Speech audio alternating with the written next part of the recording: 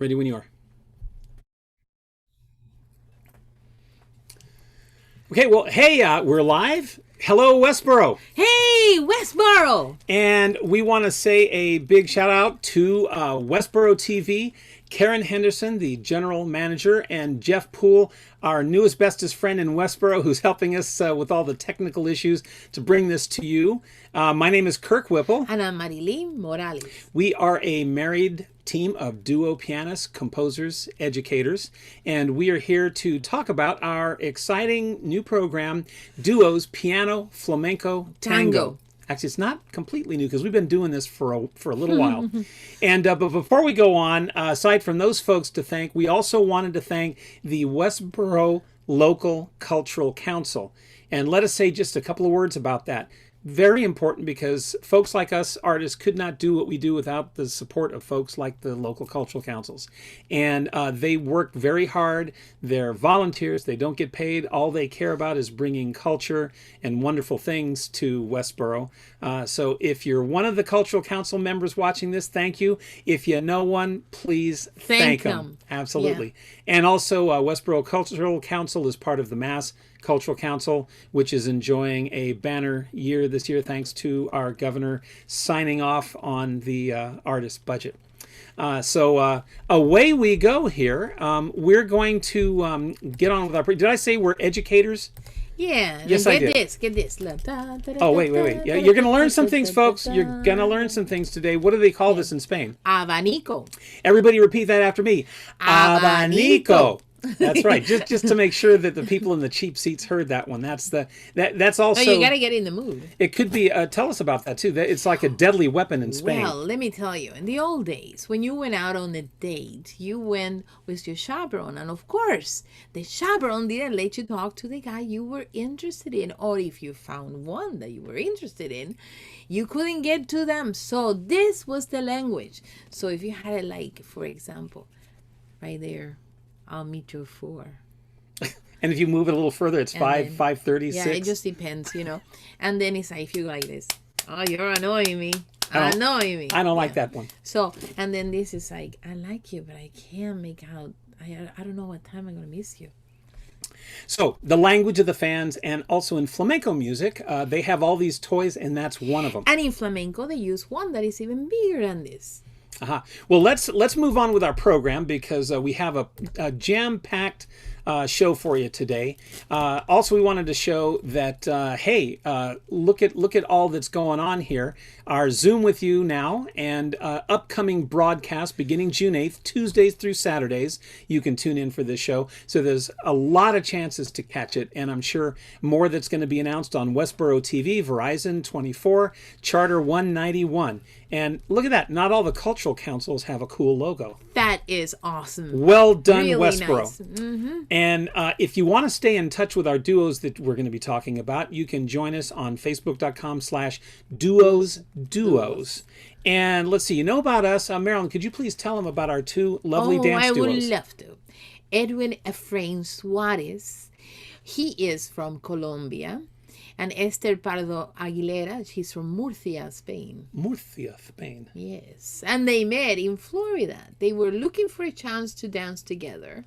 And, well, not to dance. They just wanted to dance. And they met. They fell madly in love. And they have a beautiful son.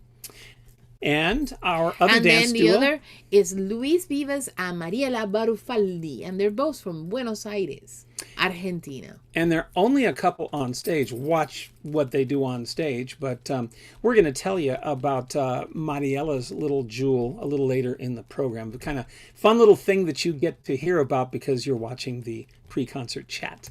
We're going to move on now. And if you want to pause your screen, you're welcome to do so you can learn a little bit more about our wonderful dancers, Luis, Mariela, Edwin, and Esther.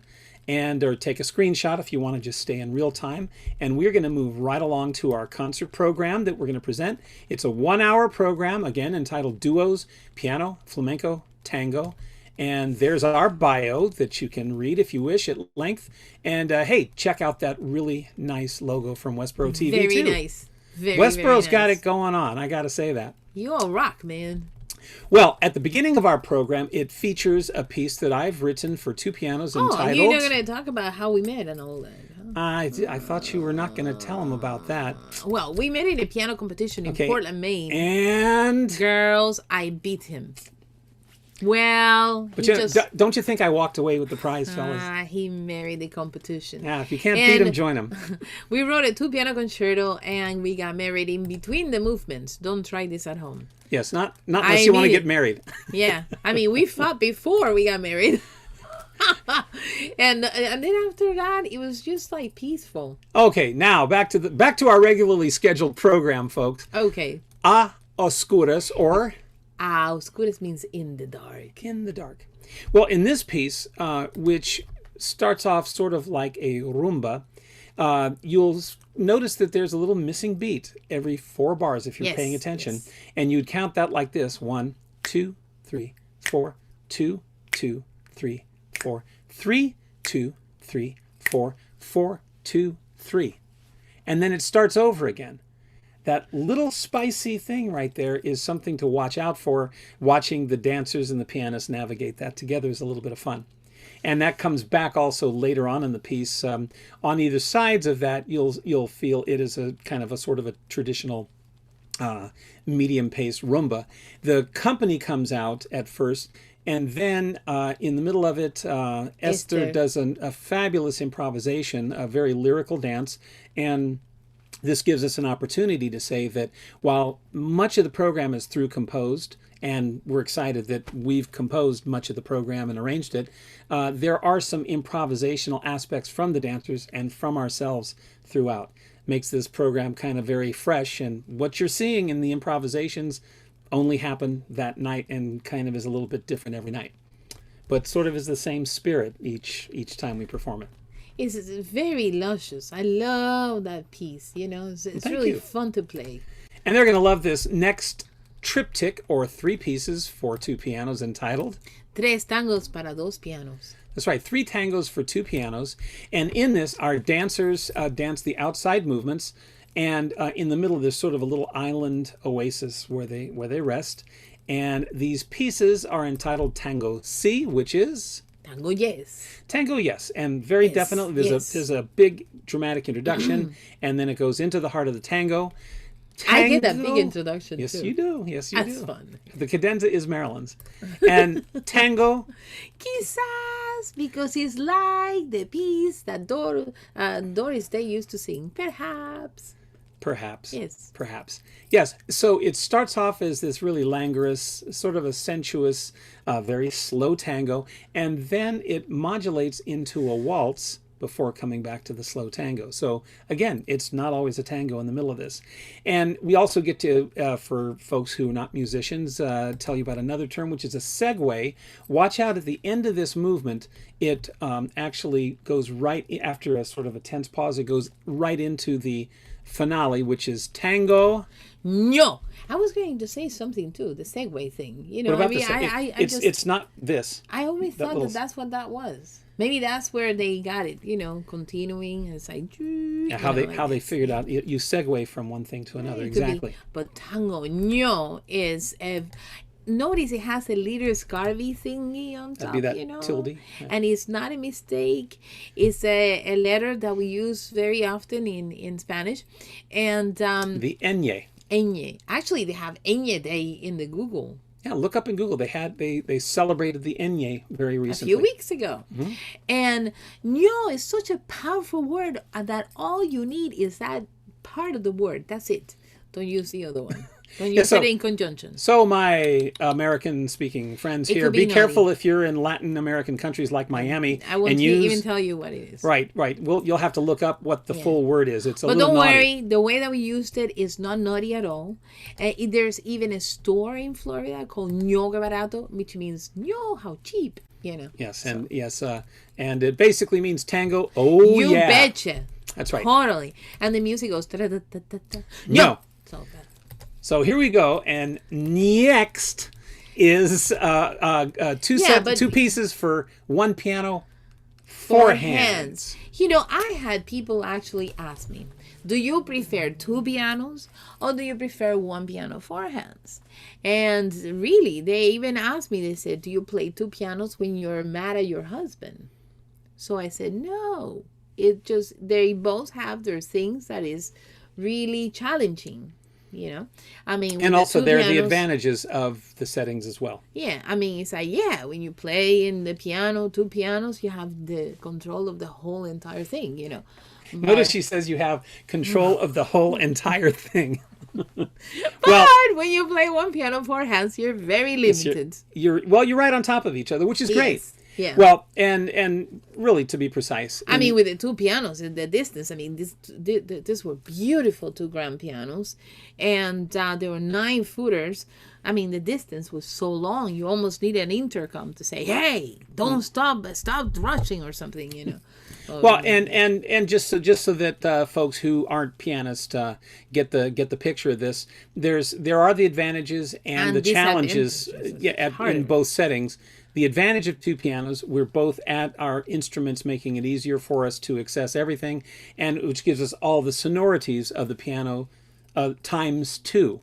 But the challenge, of course, is the cues, because we're not at the same desk, and so in two piano playing, you'll notice there's frequently big head nods, and occasionally, if we have a hand to toss at the other person for a cue, we'll do that. Whereas at one piano, 4 hands, we're right at the same keyboard. That's the easy part. But in one piano, 4 hands, when we learn the part, and before we can perform the part and have a great interpretation, there's an intermediate step that we like to call traffic. You have to and figure out. I don't mean Massachusetts traffic. Yeah, exactly. But it's almost Massachusetts traffic. Yeah, the turnpike can be a little bit hairy, but it gets us to the point where we can be at the performance and worry about who's playing what. But that is a challenge. Get hold of his hand is huge. Yeah, well, it's like if I don't wash it, he'll take my pinky away. Boom, you know, it's like, oh, it's gone. So one piano, 4 hands, easy to cue, tricky, traffic. Two pianos, easy to do what you do, but the cueing is the work. So there you go. And another thing too, folks, most concert halls have one piano. So 2 piano concerts tend to be rarer only because getting a second matched piano in place can be tricky sometimes. So and also get it to be in tune. Yeah, so duo piano teams frequently have 2 piano and 1 piano, 4 hands repertoires, as we do. Yeah. So about those 1 piano, 4 hand pieces. Yes, the first one was Asturias. Asturias is from a set of pieces that Isaac Albeniz wrote. And it's from a set of pieces that he called Cantos de España, Songs of Spain. And you probably heard the guitar version of it, which Segovia did. And but the way that Albeniz wrote it was for solo piano. And like we said, I mean, we did some really interesting things. Yes, at the beginning and the outside sections on this piece, we came up with a solution rhythmically that solo pianists can't do. So we'll just leave it there for you, because solo pianists, while it is possible to play this piece very nicely and securely in rhythm, it's much more technically easy for a duo piano team to do it. Plus, we added a few things to the arrangement that are uniquely our own, including, you'll watch me at one point reach into the piano. I'm not tuning it, but I'm depressing one or more of the strings and hitting the corresponding key or keys on the piano to make a percussive effect in the piece. So that's a little different. Also, the dancers. They use something called castañuelas or castanets. And you notice that you're probably wondering, now, why do they have these mics at the floor? Because we have like 3. It's not to pick up the piano sound. It's to pick up the percussive sound of the flamenco dancers. And even though their heels and the front of their shoes have like about 100 nails, you know, it's a good thing those heels are strong. Can you imagine? And but anyway, so that's to pick up the percussive sound of that. And and people ask also too, what is the difference between flamenco and tango? Flamenco and tango. Yeah. And in flamenco, you've got the dancers have a bunch of great toys to use to make, and instruments really to make sounds. Their heels, the castanets, another thing we'll talk about later, el cajon, and even the things that they're wearing can become percussive, yes, or as we call them, snaps. Yeah. Finger snaps. And then even, in Spanish, palmas. Palmas.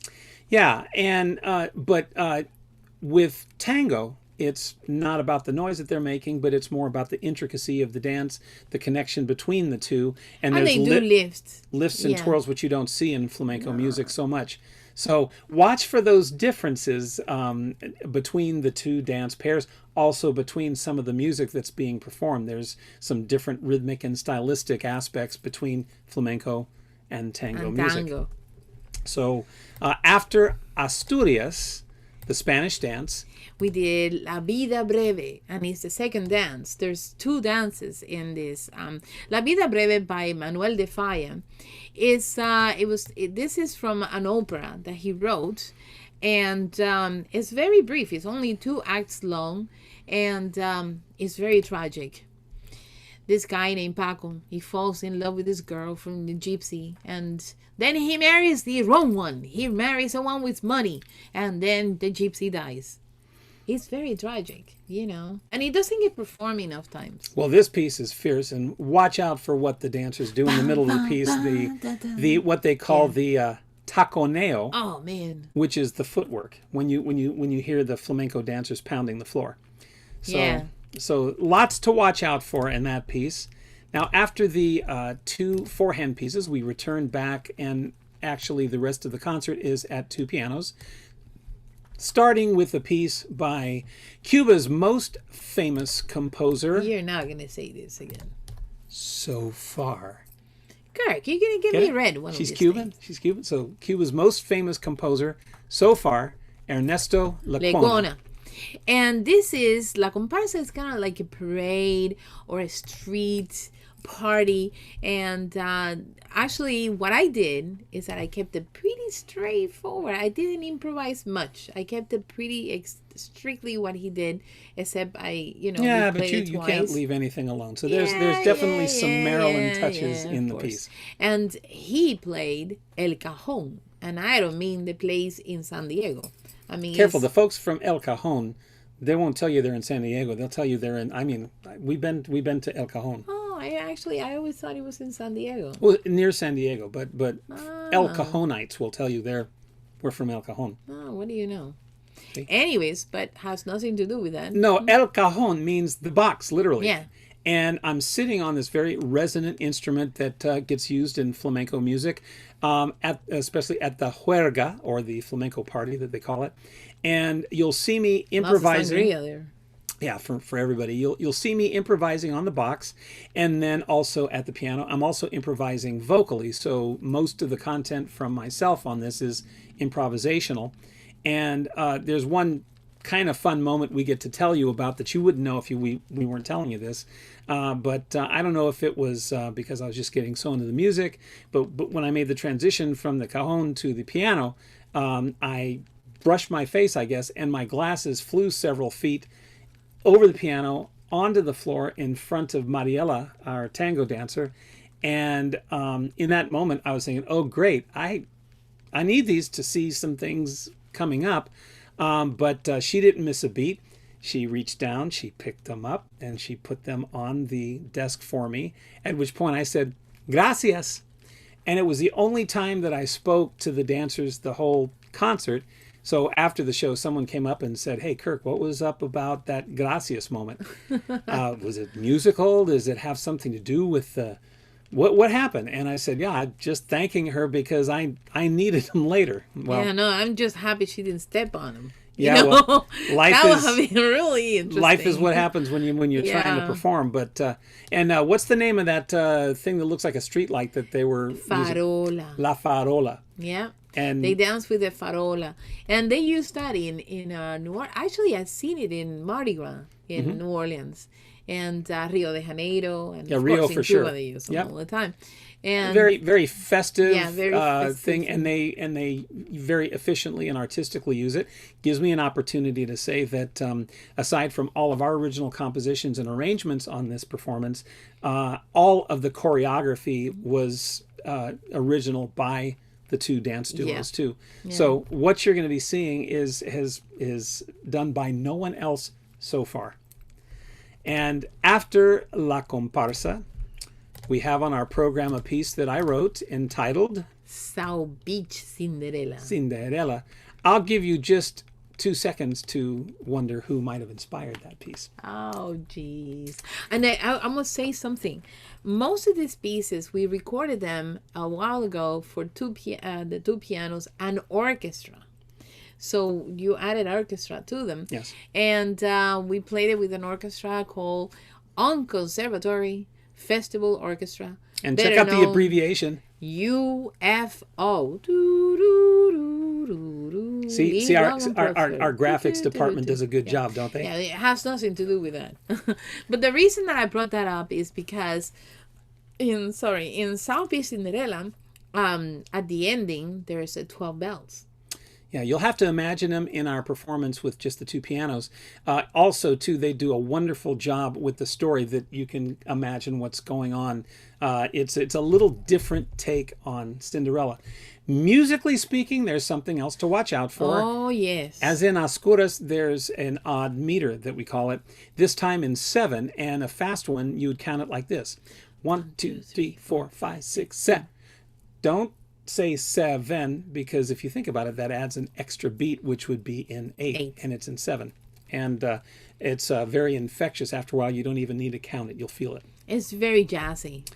And lots of fun. And there's a little bit of humor in this. Actually, quite a bit of humor in the piece. I still say, I should just, next time we play it, I should bring a bell. Ding, ding, ding. Have the 12 band.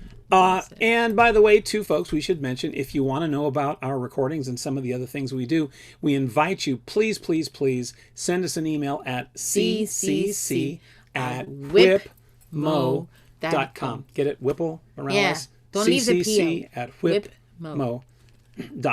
Yeah. And we'll be happy to respond.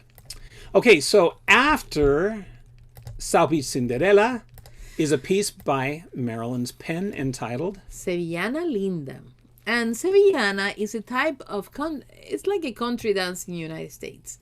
And it's called Sevillana Linda because I dedicated it to my friend and teacher who passed away, unfortunately, 2 years ago. Also, Linda means beautiful, so it's beautiful Sevillana. Sevillanas are made of 4 parts. Usually the Sevillanas are danced in a pair. The 4 parts are called coplas, and each of the coplas has a little introduction. You know, the hard thing is that most of these pieces are played, Sevillanas are played for a guitar and a singer. And you never know how long is the introduction going to be. Why not? Because I think it depends on how much sangria they had the night before or right before. So, anyways, but in this case, this piece, her Sevillana Linda was through composed. Yes. And it's scored completely. So what you're hearing us play. Yeah, no. She wrote. Yeah, and actually Esther decided to do an improvisational Sevillana because she danced it all by herself, and with a manton, which is another toy that they have. Mm-hmm. See? So, and no, it was just really beautiful. Yes, it was. And now, after Sevillana Linda, an iconic tango piece entitled La Comparsita.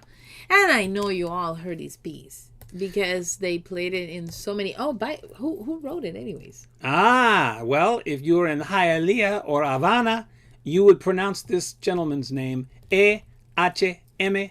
Rodriguez, or for our American friends, E.H.M. Rodriguez. Yeah, Cubans, we eat the S. I think we're hungry. And yeah. But just to let Marilyn, I'm sure she wants to let you know. And that's because he was a Cuban composer, not an Argentinian composer. Yep. There it is. Jeopardy question right there. Well, and also, by the way, this gives me an opportunity to share a little inside information in the program for you. She gave us permission, so I'm not saying anything that I'm not supposed to. But when you watch this program, we want you to remember that our tango dancer, Mariela, 6 months later, she met her little jewel, Fiorella. Yes, she was 3 months along during this show. I had no idea. She hadn't told anybody. And if you can imagine, when we were watching this, thinking the lifts and leaps and twirls that she did, we asked her about that. She said, yeah, the doctor told me after that show I was not to dance anymore. And we get to report that mother and daughter are just fine and probably dancing right now. Anyhow, La Comparsita, you probably heard that in Dancing with the Stars or the skating competition. And by the way, anyone knows anything from Dancing with the Stars? We have our own dancers. Yeah, 2 pianists, 2 dancers. I know 4 they dancers. have great dancers, but we have our own dancers. Call us. Call us. Yeah. And they have never had 2 pianos. And speaking of iconic pieces, the next one up by Ernesto Lecuona, La Malagueña. This piece comes from a set of pieces that Ernesto Lecuona wrote called Andalusian Suite, and it's the last piece in that suite. And Malagueña means the girl from Malaga. And we used also something really cool during the piece. Where is it? I've got one right here. Oh, yes. What do you call this, Kirk? Well, they're actually little maracas, but the company that originally made them, they called them eggs shakers. They were shaped in the shape of a little egg, but we felt that would roll off the piano, so they have a little flat bottom that we can put right on the piano. And Marilyn and I have a little conversation in the middle of the piece with this, just for fun. And another fun thing to watch out for is Batman. Yes. He makes actually makes an appearance in this piece. Yes. See, most of the steps in the flamenco dance, they come from bullfights. And so he used the cape that they use for the bullfights. And wait till you see what he does with it. It's amazing. And in fact, I think he should teach Wonder Woman some of those things. I joked with him afterwards. I said, hey, Edwin, at the Huerga later, that's the flamenco party, at the Huerga, can you put some like razors and then you can cut the cheese and the sausages for us to eat? And of course, we had a little laugh about that. Or maybe we didn't. I don't know. In the piece, we also did something called a paso doble. Which is dun dun dun dun dun dun dun dun, and then the audience get the chance to really join in. We used the audience itself as a percussive device in the piece. Paso doble again, Dancing with the Stars. There you go. Okay, I think they got the pitch. Yeah. Okay. So, and the finale of our program, coincidentally by another Cuban composer, Marilyn Morales. Tell them about your piece, which closes off our performance. Rumbada. I actually wrote that as a small rumba, and I call it rumbita because my students were not practicing scales. Now, anyone watching right now, practice your scales. See what I did? I wrote, and actually they loved the scales afterwards because it was so much fun. So it was a small rumba, I call it rumbita, and then I liked it so much, I made it into a bigger rumba, and it was not a small rumba anymore. It was a humongous rumba, so I call it rumbada. I made up the word. You're not going to find that in the dictionary, I don't think. Maybe by now. It's been around for a little bit now. Well, maybe they, But also, I did another version, and I did it for 1 piano, 4 hands, and orchestra. And we premiered it in the Merrimack Valley Philharmonic Orchestra. Yes, under the baton of George Mansour. And folks, that is our program today. We also wanted to point out a couple more websites for you to take a peek at. If you'd like to go to alwaysremembermusical.com, you'll learn about the quintessential musical of the Cuban American experience, written by one Marilyn Morales, which is going to be going up if there's no zombie apocalypse or alien invasion. We're planning for spring of next year in South Florida, but we're also planning to do a song showcase of it under, you've seen our Cranberry Coast Concerts logo here. We're planning on doing it at Cranberry Coast Concerts at the end of the summer, late August, early September. And you can find out more details about our efforts for our nonprofit organization and the music that we're making in the community at cranberrycoastconcerts.com. Not at the time of this broadcast, but it's coming up this summer. We're working on that right now. So, but that's all we have today before we blast. Yeah, but we need to thank some people. Yes, we do. We need to thank once again Westborough TV. And hey there, Jeff, if you're there, did you want to say anything on behalf of Westborough TV? I'm putting him on the spot. He didn't know we were going to ask him to do this right now. There he is. I see him coming into play. Good evening. Yes, no, I'm just happy to have you guys on tonight, and we're looking forward to having a little sneak peek showing tonight for our cable viewers tonight on channel 24 and 191, and that will play right after this broadcast. Give me about 5 minutes to get that over, but by 6:35 that should be playing live for everybody, and then again it will start on June 8th, going Tuesday through Saturdays. So thank you guys again for coming on today, and we look forward to the turnout and look forward to broadcasting this for you guys. Thank you again. Thank you, Jeff Poole from Westborough TV. And before we leave, Westborough Local Cultural Council, Mass Cultural Council, thank you again. And viewers in Westborough, thank you so much. And stay tuned for duos, piano, flamenco, tango. Catch you later. Bye-bye. Record.